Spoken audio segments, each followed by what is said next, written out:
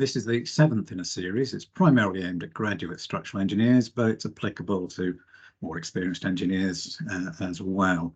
This time we're going to look at seismic assessments of existing buildings, and we'll be using the technical guidelines that have been published from the New Zealand Society of Earthquake Engineering. And today's is part 1 of 2 seminars on seismic assessments.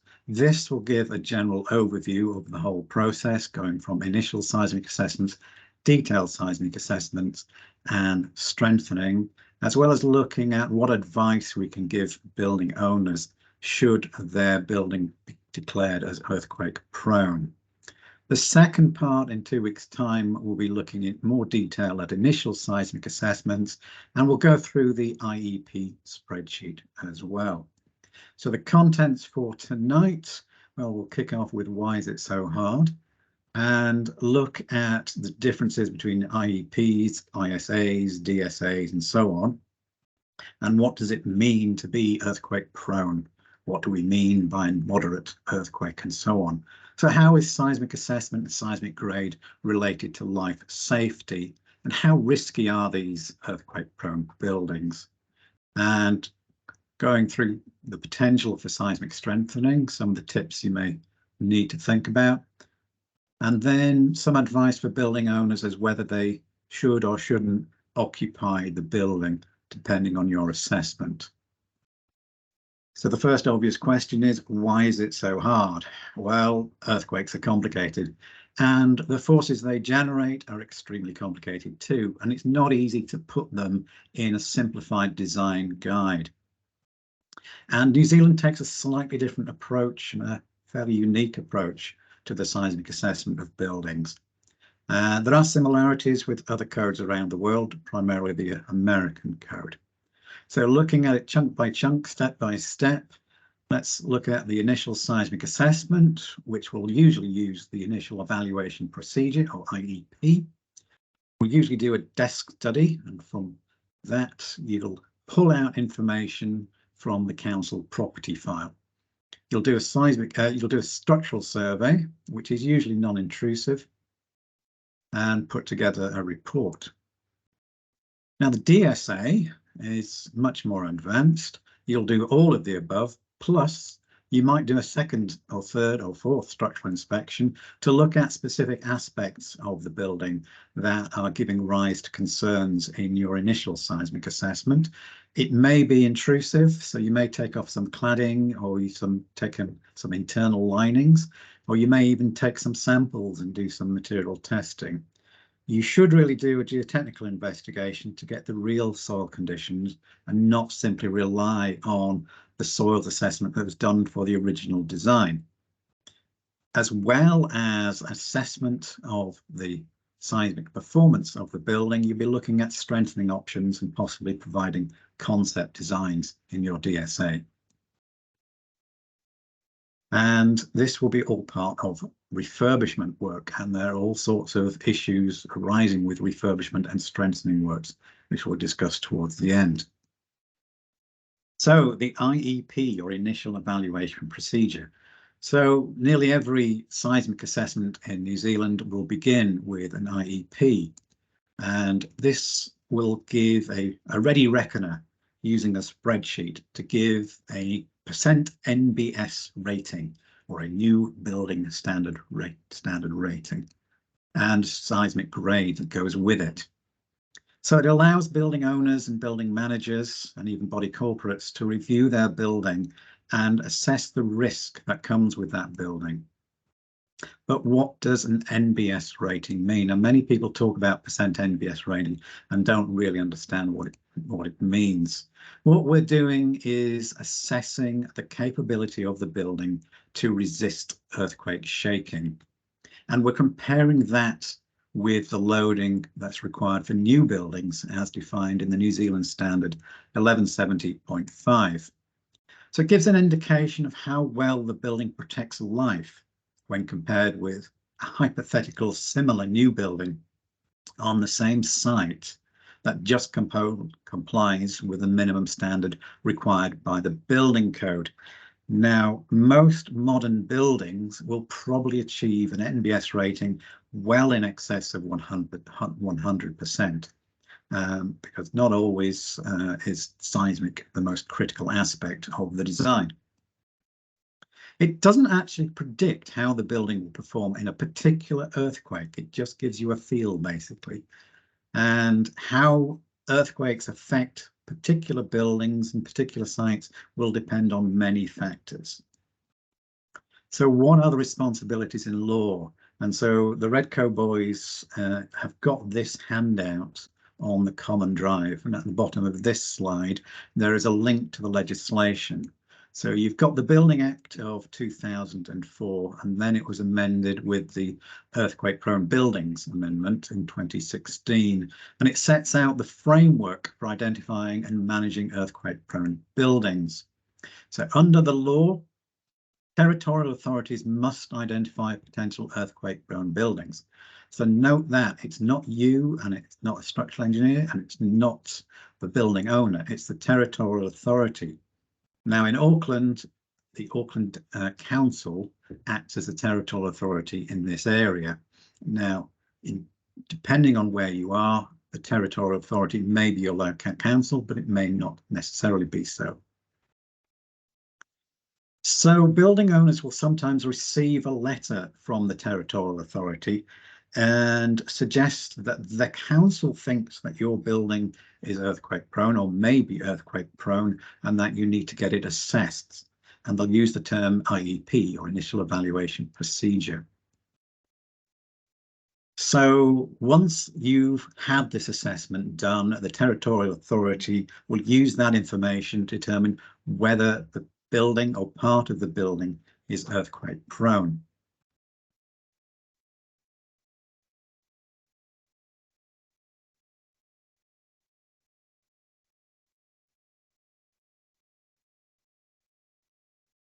However, it's the building owner's responsibility to fix it if it is earthquake prone, and they have to comply with the notices that are given by the council or the territorial authority to fix the building. So there's usually no legal requirement for building owners or purchasers to procure an IEP. So if you're just buying a house or a building, there's no legal requirement on you to buy one or have an IEP done for your building. But quite often I've found that buyers of properties are asking for IEPs because their mortgage company has asked for an IEP or a seismic assessment. And if it's not the bank, it could be the insurance company that has asked for an IEP. So if you're borrowing money against this asset, the people providing that money will want to know whether it's a worthy property to secure that asset. And when you're altering existing buildings, again, there's no legal requirement for you to get an IEP. However, it's probably a good idea to have a seismic assessment of an old building. Not necessarily a legal requirement, but probably a good idea. And if you're doing repairs or strengthening or extensions, the legal requirement is you've got to leave the building at least as good as it was before the alteration. So if your building was 40% before your alteration, it needs to be at least 40% after you've finished it. Now, normally as a structural engineer, you probably want it to be 100% or as near to 100% NBS as you can get, at least for, certainly you have to, for the new parts of it. So what do we mean by an earthquake prone building, or EPB? So if part of the building is earthquake prone, then the whole of the building is regarded as earthquake prone. And it becomes earthquake prone because of its construction, or part of the building will have its capacity exceeded in a moderate earthquake. And if the building or part of the building were to collapse, the collapse would likely cause injury or death to persons in or near the building or any other property, or damage to any other property. So notice it's not about damage to your building. It's damage to other people's building or injury or death to people in your building. So largely the seismic assessment is predominantly about life safety. It's not about making your building stand up no matter what. So what does a moderate earthquake mean? Well, it's basically 1/3 as strong as what you would normally design for. It's 1/3 of the acceleration in terms of velocity on displacement that you would be designed for normally if it were a new build design. So if you've done your assessment, it should pop out with a percentage NBS, and then that would be split into these categories, and that would give it a building grade. Up at the top, you've got A+, so it's more than 100% NBS, and so it's a low risk. At the other end, you've got a grade E, and that would be considered a very high risk and earthquake prone, and we're talking 25 times riskier than a normal building. And the time frame you've got to fix it depends on where you are. And if you're in a high zone on a priority building, you should have already done it, basically. All of the buildings should have been assessed in the high zone by now. And once you've been notified of your building assessment of being earthquake prone, you've got either 7.5 years or 15 years to put it right. Now we're in Auckland, so we're looking at a low seismic zone.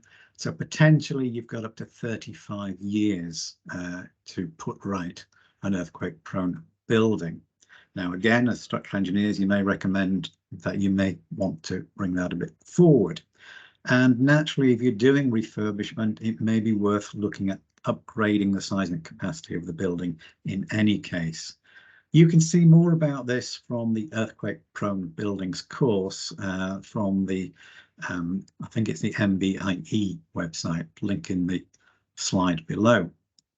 So where are the riskier areas? So this is taken from that course provided by MBIE. So you can see that the red zone is basically running or straddling the main fault that was used to form New Zealand.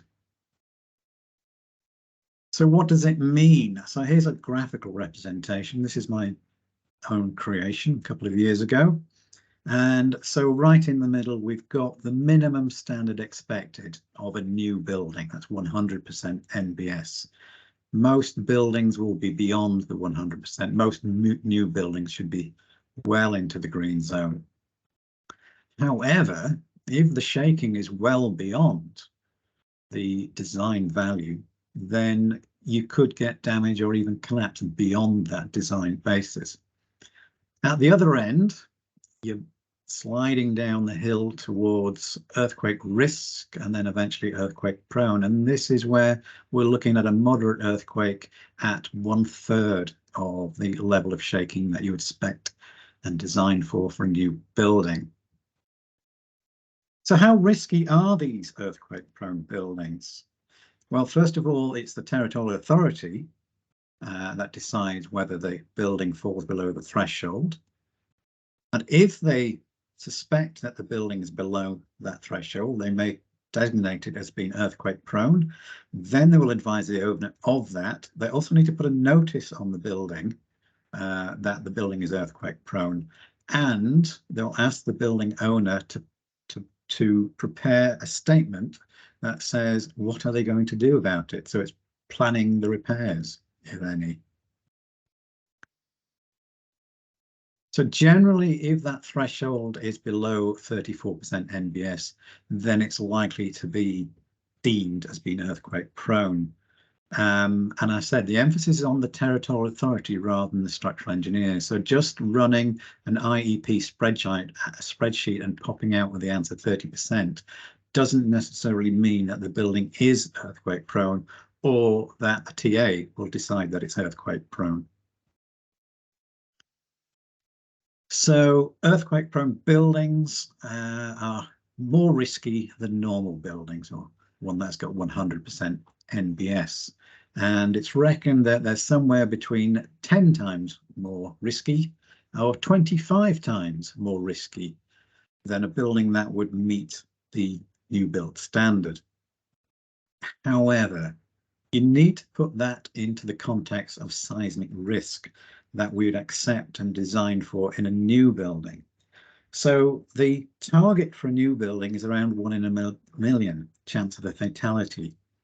And that's actually quite low, but it's a similar risk of death by lightning strike, for example. So this was written during lockdown, and if you remember from seminar 3 on structural inspections, as structural engineers were often asked, is it safe? Is it safe? Well, it's not as simple and it's not as black and white as unsafe versus safe. We like to have this zone in between, which allows us our adequate margin of safety. So often you will see structural engineers giving reports that say there is an inadequate margin of safety or a small margin of safety or a reduced margin of safety against a particular event.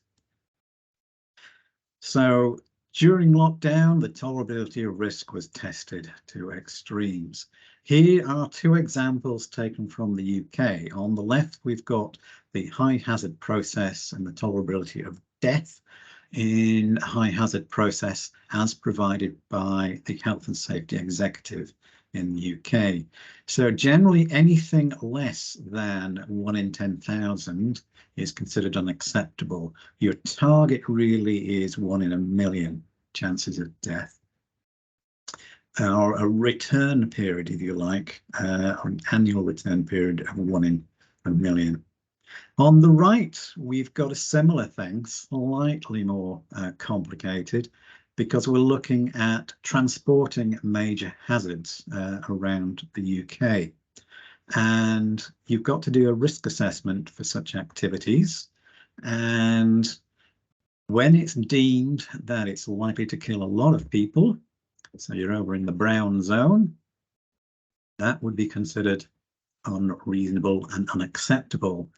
If you're in the green zone, so 1 death at 1 in 10,000 or multiple deaths in the hundreds of millions, and then you're generally in the acceptable zone.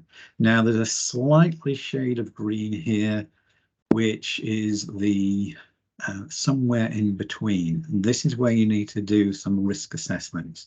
And in the UK, we have this concept of a LARP, that is as low as reasonably practical. So what we do for high risk and major hazard transportation and high risk buildings, high risk activities, is we try to reduce the risk to as low as reasonably practical. You cannot rule out all your risks. There is no such thing as a risk-free life, but you can get them as low as possible.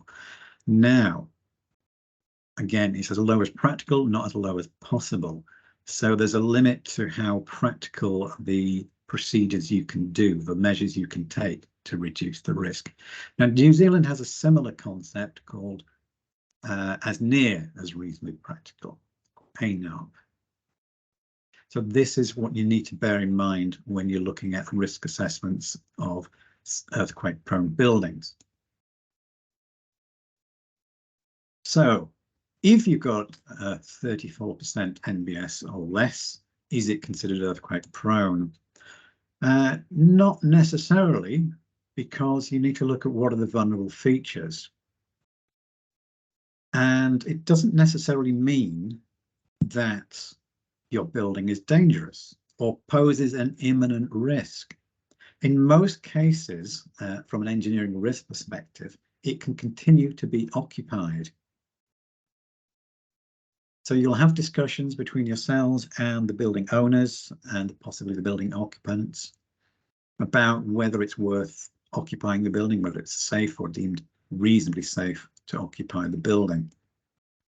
It doesn't represent an absolute assessment of risk or safety. So, for example, if you've got an NBS rating below 34%, it doesn't mean your building poses an imminent risk or it's expected to collapse in a moderate earthquake, because, as we said, earthquakes are very complicated. It's only a guide to how well it's likely to perform. What it's saying, it's a higher risk than a normal building.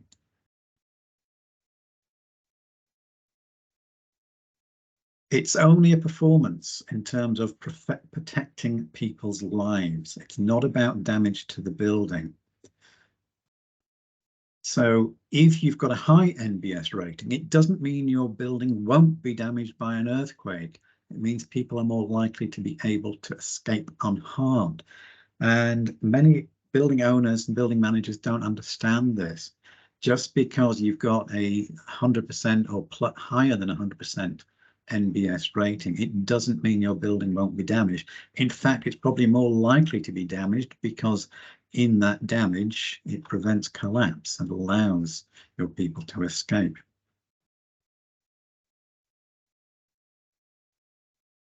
So when would you need a DSA? Well, we said that the ISA is a qualitative assessment and it's based on a visual, non-intrusive survey.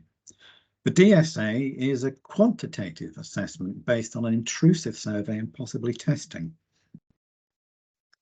So the DSA would establish a more precise NBS rating for the building. And really, before you do SA, you should do an ISA and write it up and discuss the results with the client before you do a DSA. You shouldn't really jump straight in to a DSA because the desk study and the initial assessment should all be done first. And it's almost when you're doing a DSA, you should be knowing what you're looking for. So where are the identified weaknesses in the building? The DSA would further look at these identified weaknesses and the identified structural elements. If necessary, it can provide a strengthening concept to increase the building capacity. The minimum you need to strengthen it by is 34%, and I think this is fairly unique to New Zealand. Why would you strengthen a building only to 1/3 as strong as it should be? But that's the legal minimum. As a structural engineer, you would probably recommend you do it as near to 100% as it's practical to do. However, as I say, your legal requirement is 34%. Most clients would seek at least 67%. So it takes you out of that earthquake risk category.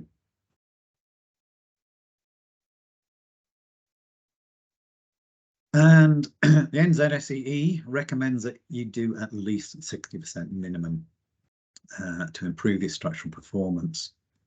Now, some clients are asking for more. Some tenants will demand 80% or 90% of NBS, and it's a fairly arbitrary number. And it's usually public sector clients who want that higher performance. So it's become an important consideration. It's almost a selling point of a building, that if you're buying a building, you don't want to buy one which is earthquake prone because it's likely to be fairly worthless in 35 years' time.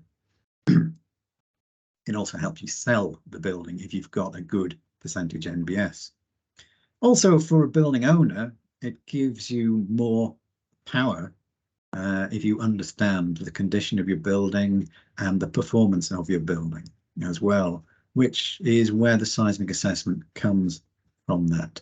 And it's even seen as a selling point. A high NBS and high seismic grading is seen as a high marketable investment. It's worth a little bit more money than one that hasn't.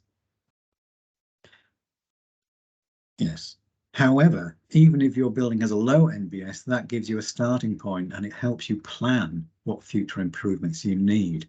So your initial seismic assessment should pick out the weaknesses where you can draw your attention to as the building owner.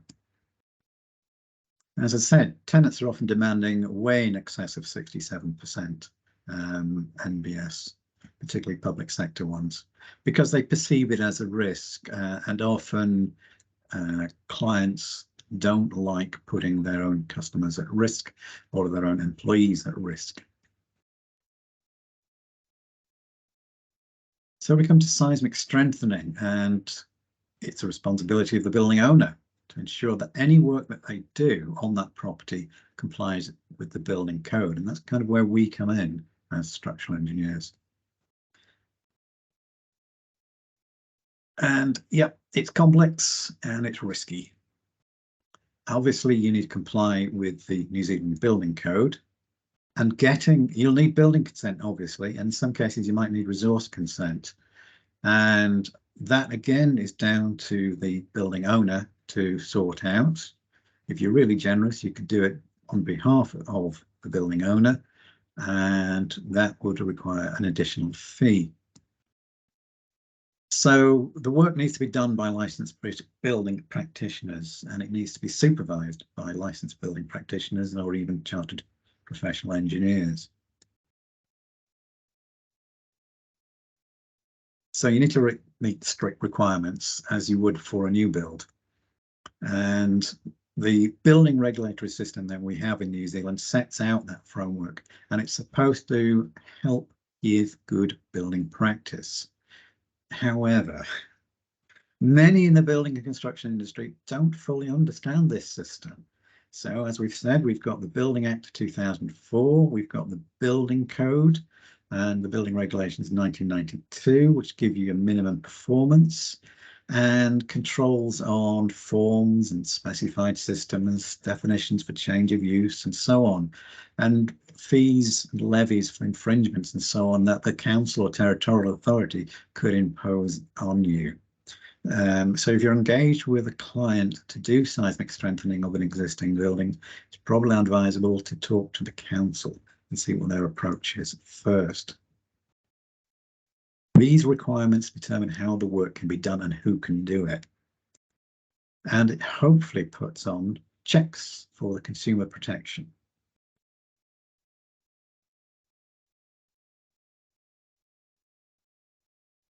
So it requires consent. As I've said, you may need resource consent, but you almost certainly will need building consent.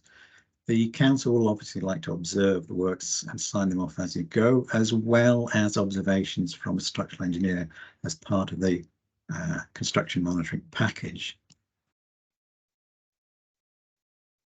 It's a bit different. So remediation of an existing building is different from designing a new building, and it's different from building a new building, and it's much more risky. And yeah, if you don't take the necessary steps during the design and refurbishment process, then you could increase the risk to all parties, not just yourselves, but the client and the contractor. Sometimes asked whether it's safe to occupy an earthquake-prone building. So here's a little flow chart I prepared earlier. Again, all my own work. And so once you've done your detailed seismic assessment, and to the left, if it's not earthquake prone, a lot less than 34% NBS, then you can just toddle off with your final report and recommendation. But if it is below 34%, you need to assess the mode and consequences of failure for each of the elements. So will the failure of that element endanger life? As I said in previous presentations, engineers need to be asking the question, who will it kill? So this is what you're looking at when assessing an earthquake-prone building. Will the failure of these components actually kill anybody? And even if they don't kill anybody, will they damage adjacent structures? So if you're coming down the yes route on all of this, then you need to consider the potential for progressive collapse. So how is the load distributed once that element has failed? If it can't be redistributed, you're looking at progressive collapse and potentially disproportionate collapse. And if it is disproportionate to the load that you're putting on it, then you may need to consider limiting the use of that building. If the building is beyond economic repair, then your recommendation might be probably not a good idea to occupy the building.